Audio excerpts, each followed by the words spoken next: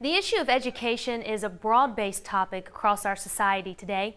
And coming up, we'll introduce you to one of our Georgia College economics professors who'll break down his research on the topic.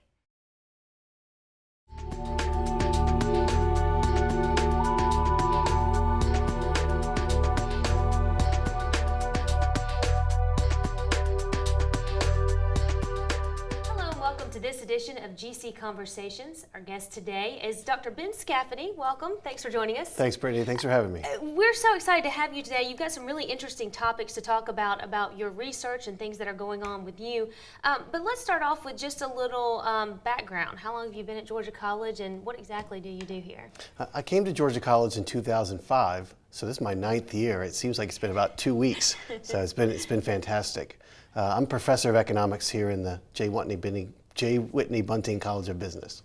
Okay, fantastic. Well, what exactly, this is kind of the fascinating part, and one of the reasons that we wanted to bring you in as a guest is your actual area of study. You know, people hear economics professor and they think you just kind of crunch the numbers and not really applicable in some aspects, but your study and your area of study is very applicable and is being seen and used across the board. What exactly do you study? I study the economics of education, and I do crunch the numbers, but I do crunch the numbers with the purpose of trying to make our K-12 education system better here in Georgia and in the United States.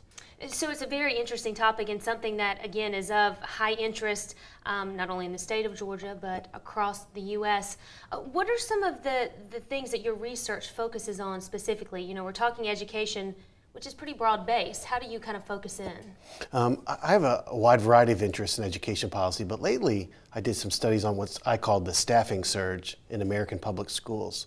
Since 1950, American public schools have increased their employment at a much greater rate than the increase in students. But that employment was not even across the board. The increase in teachers was very high. It was about 4 times faster than the increase in students. But the increase in non-teachers was 7 times faster than the increase in students. And I think until my studies came out, I think people really didn't know that. I think teachers knew it in public schools, and that's where I got the idea from, frankly. But I think the general public didn't know that. What were some of the implications from that study specifically? I mean, economists, we like to talk about opportunity costs. So when you hire a bunch of employees outside the classroom, those employees come with a cost, their salaries, their benefits, etc. That money could have been deployed elsewhere. And what I talked about in the study is student achievement didn't seem to rise during that time period. So we spent billions and billions of dollars annually on money that could have been redirected somewhere else, maybe in ways more beneficial for our students. And that was a study all across the U.S., correct? Correct. Not just specific to the state of Georgia, which some of your stuff is specific to the state. Mm-hmm. So why then, in your opinion, was this staffing research, why was it important to focus on? I think it gave taxpayers, citizens, and elected officials information that they didn't have before. And I think now they're asking very tough questions in state legislatures and in local school districts about, are we using our resources in the best possible ways for students? What then, topics like this, what is kind of the goal or the takeaway for not only our school administrators, but also for politicians and that sort of thing? You know, I think all economists are idealists at heart. We don't seem that way because, you know, we've got our pocket protector and we've got our numbers and our computers, but we really are trying to make the world a better place. And so I think that was my goal. I think elected officials, parents, other taxpayers, and professional educators can use this information and say, does this make sense for our students? Can we do better? What were some of the ways that this research kind of went broad-based? I know that this came out, what, last year or earlier in the spring? Well, I wrote one study, came out in late 2012, and it was so popular, I was asked to write a follow-up study with even more data for individual states, and that came out in 2013. But it basically went viral. I was getting calls from newspapers, TV shows, radio shows all across the country. I've been called to testify in several state capitals, to legislatures. I was in Kansas a couple months ago before the House and Senate Education Committee, a joint meeting. I didn't realize I was like the only one testifying. I was standing up for 2.5 hours presenting my research while they were sitting there asking me a lot of questions. It was fascinating to see that they were taking it so seriously. Well, and that's amazing to see how folks actually picked up on this. And again, like you said, realize the importance of this, that there are ways to fix some situations that we have if we know that there's an actual problem. Like you said, this was one of those things that you really didn't realize, a lot of people didn't realize there was an actual problem with this. That's right. I think the general public had no idea. Okay. Well, you also have got some other studies and stuff coming up. Let's talk just really briefly about one of the things that was recently released, and it's the school choice study. Yes. A friend of mine and I, Jim Kelly, we surveyed recipients of the Georgia Gold Scholarship. Georgia has what's called a tax credit scholarship program where citizens can redirect up to $58 million total statewide into these scholarship funds. Then they give scholarships to low and middle income parents to go to private schools. We surveyed the parents and asked them, why did you want to leave a public school for a private school? And I was very surprised by the results. We found that standardized test scores were very low on parents' list. Their top priorities were student safety, more personalized attention for their children, character education, things like that. They were really interested in a broad array of items, and parents, their preferences were all across the board. Right. So it wasn't just one thing or two things. Different parents valued different things. Okay, very interesting. Dr. Scafidi, we're going to delve a little deeper into that in just a minute, and we'll be back with more of this edition of GC Conversations in just a moment. Up, college is hard. Down, those books are heavy. My sport is football, but my passion is education. Right up here. So every year I take promising high schoolers on a college tour Lights there, darts there. to show them that higher education means a brighter future. My name is Nnamdi Asamoah. I don't just wear the shirt, I live it. You can be a reader, tutor, or mentor too. Take the pledge at liveunited.org/volunteer. Do you wear this? Take a look under your bed. Find stuff under there? What about jobs? No? Now try your closet. Still no jobs, just more stuff? Well, you really have both. See, stuff is defined as household articles considered as a group. Sometimes this stuff is no longer needed. Wait, no longer needed? That can't be right. Because remember those jobs you were looking for? Those are really needed. And they're the stuff inside your stuff. Our job is to unlock those jobs. And it starts when you donate your stuff to your local Goodwill. Here's how we do it. When you donate to Goodwill, we sell your stuff to provide job training for people right here in your community. So just by teaming up with Goodwill, you help create jobs. And isn't that worth parting with the leftover keytar from your 80s cover band? Goodwill. Donate stuff, create jobs.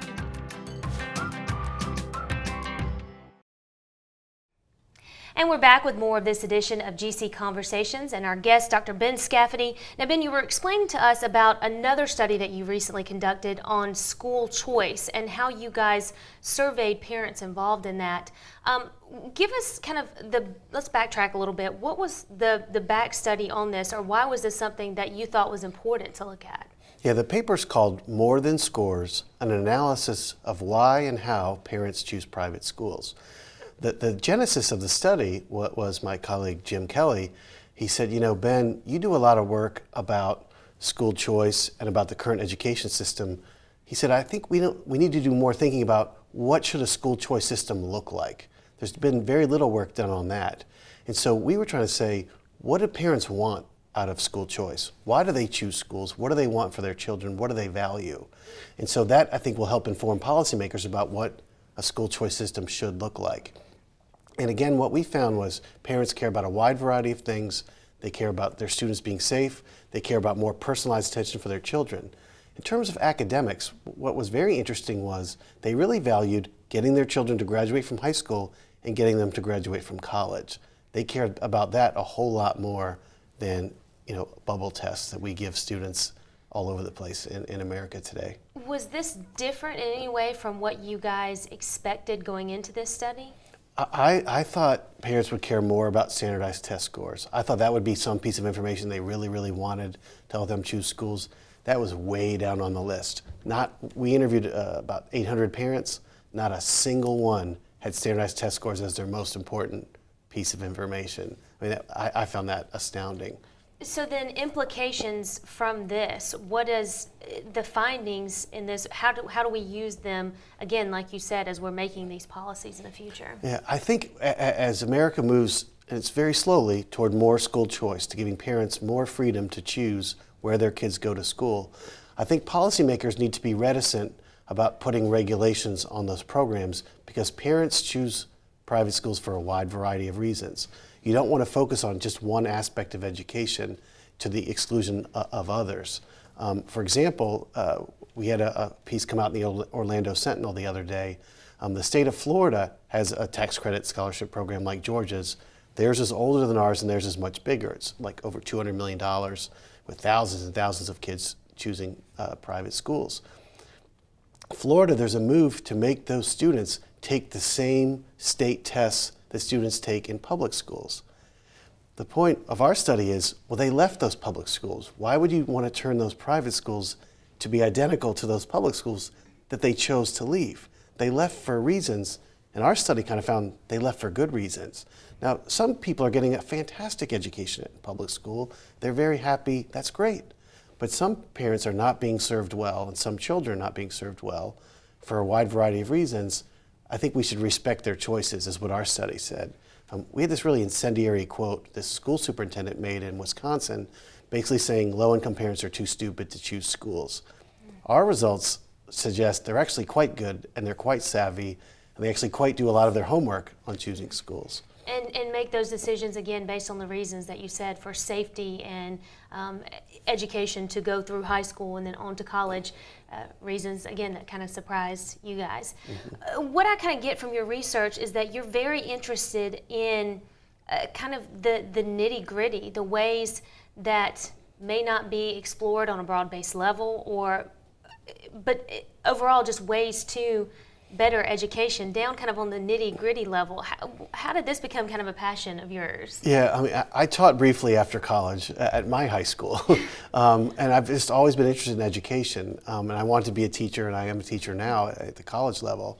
I guess that's why. I've always wanted to be a teacher. I'm a teacher at heart. Just something that's very important to you. Well, not to mention all of these big research projects going on, but as you mentioned, the appearance in Kansas, I believe, front of the state legislature, a lot of other things going on, and you actually were involved with state school superintendent candidates recently. Can you talk a little bit about that? Yes, the Georgia Charter School Association late last month had a forum for the candidates running for state school superintendent, and they asked me to moderate the forum. So I was asked, I wrote 4 questions, and I was the one asking the questions and keeping them on time. And I had a lot of fun with that because I know most of the candidates running, and several of them are asking me my opinion on different issues and things. And so it was kind of exciting to do that. Well, and speaking of that, you've actually spent some time in the state capitol as well. Correct. For 2 years, I worked on Governor Roy Barnes's Education Reform Study Commissions. I was a professor in Atlanta, and I was basically full-time, even though I wasn't employed by the governor's office. But then after that, I was the education policy advisor to Governor Perdue for 3 years. And then I've done some other things at state level since that time while I've been here. Right. Well, Ben, thanks so much for that update. And again, we're going to go a little further and talk about some very recent stuff, your latest study as it's about to come out on advanced placement classes. That's something very interesting that you won't want to miss. We'll be back in just a minute with this edition of GC Conversations. And then from this angle, it all makes a star. I'm a teacher. Let me tell you what I make. I make learning a privilege, not a chore. Show up And frustration, a tool, not an obstacle. I make working hard seem easy, and giving up impossible.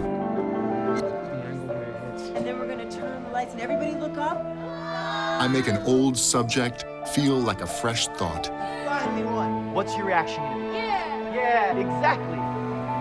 And unconventional methods Okay, what else? common.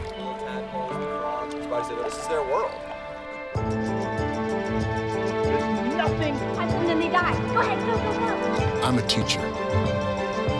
I make more.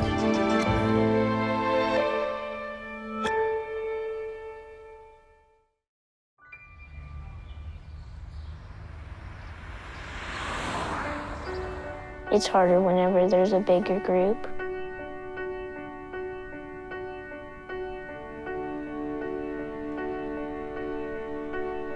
Pretty much a good day for me would be people leaving their hands off of me. I'm always called names. Everywhere that I go, there's always someone calling me names, calling me gay. I've been choked, thrown up against a wall, punched. Nobody's ever tried to help me.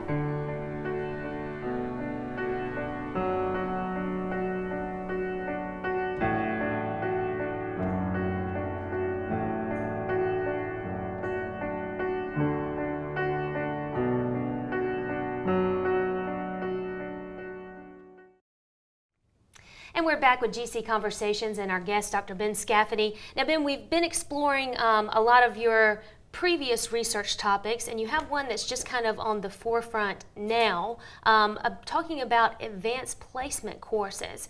First of all, again, why was this something that you wanted to explore? You thought that would be applicable to our current situation? Yeah, in America, and especially in Georgia, advanced placement classes have grown dramatically since the 1980s. High schools are offering more classes and they're allowing more students to take them. And it's actually in the academic literature, it's very controversial about whether this expansion of AP is a good thing.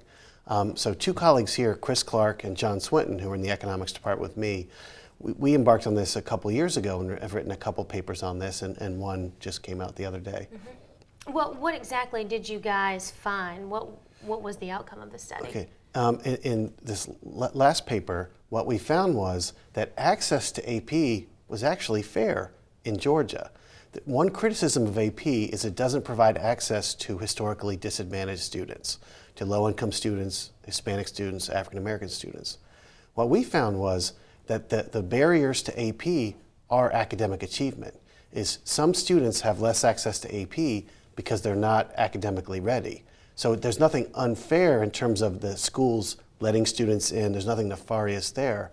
The solution is actually much more difficult, is you've got to get disadvantaged students up to par academically so that they can succeed in those classes.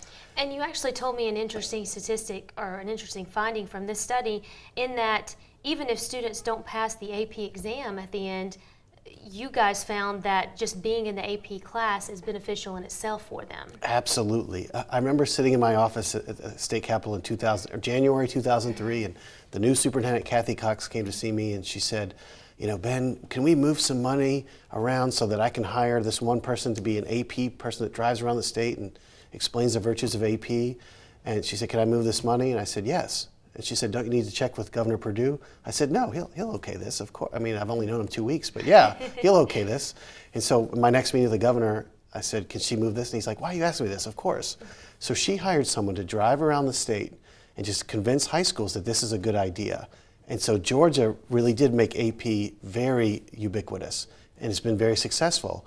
And even kids who don't pass the AP exam, we found they learn more than they would in the regular class. And so that's important, that Superintendent Cox did the right thing of trying to make those classes more accessible. So then explain to us the implications of this, your most recent paper.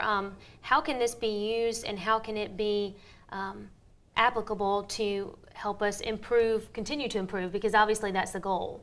Yeah, again, our two papers suggest that this AP expansion actually is a wise use of resources. It's a good thing to do. But the academic and policy circles tend to say it's bad. Our results suggest it isn't.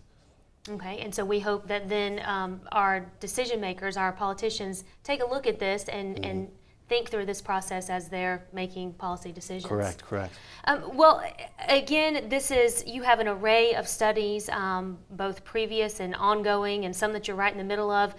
Tell us a little bit about some of the things that are on the horizon, things that are coming up for you, and interesting topics you're going to look at. There's always a lot going on. Too much, actually. One thing we're looking at is how your grades in high school affect your performance in college. Specifically, if your grades were inflated in high school more than what you truly learned, does that affect your grades in college? So for example, in Georgia high schools, a lot of classes have an end of course test. So that's a common measure across all high schools in Georgia. And then the student gets a grade.